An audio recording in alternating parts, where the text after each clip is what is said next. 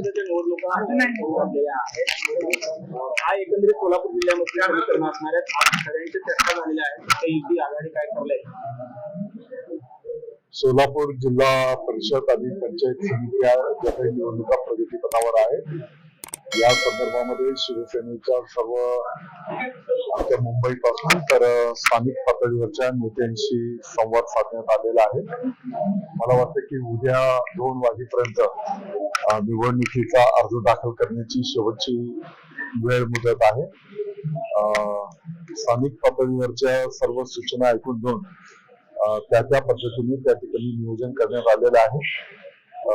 तुम्हाला निश्चितपणे उद्या दुपारपर्यंत किती जागेवर आपण त्या ठिकाणी निवडणूक लढवत आहोत याची माहिती आम्ही उपलब्ध करून देऊ. सांगोल्यामध्ये ज्या पद्धतीने नगरपालिकेसाठी विधानसभेला देखील त्यांना पाडण्याचा प्रयत्न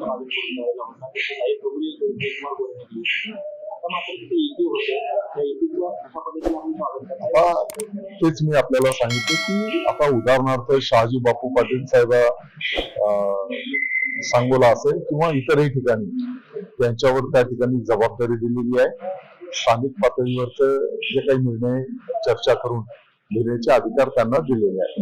मालेगाव मध्ये इस्लाम पार्टीचे आहे ते सत्ता स्थापन करते, आपली काही भूमिका असणार आहे त्या ठिकाणी मालेगाव मध्ये? हा, इस्लाम पार्टी सोबत जाणार आहे कोण? शिवसेना. मालेगावचा विषय मालेगाववर सोडू आपण. एमआयएम तयार आहे त्या ठिकाणी. सौदेबाजीसाठी हॉटेलमध्ये ठेवले जात आहे. कुठे? मुंबईचे नगरसेवक आहेत त्यांना हॉटेलमध्ये ठेवलं गेलेलं आहे. तर मुंबई महायुतीचा महापौर होणार असेल तर हॉटेल. मला वाटतं की याचं उत्तर ऑलरेडी माननीय शिवसेनेचे मुख्य नेते एकनाथजी शिंदे साहेबांनी आपल्याला दिलेले आहे.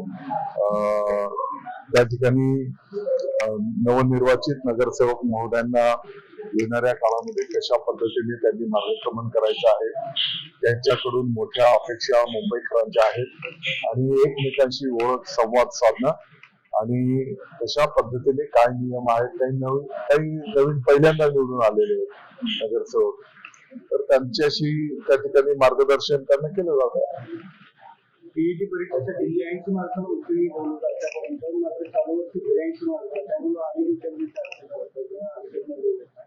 त्या संदर्भामध्ये योग्य तो निर्णय करण्याची सूचना केलेली आहे. मुंबईचा महापौर हा दिल्लीतून ठरणार आहे. जसं बाळासाहेब असतील तर त्यांनी कानून लगावले. मुंबईची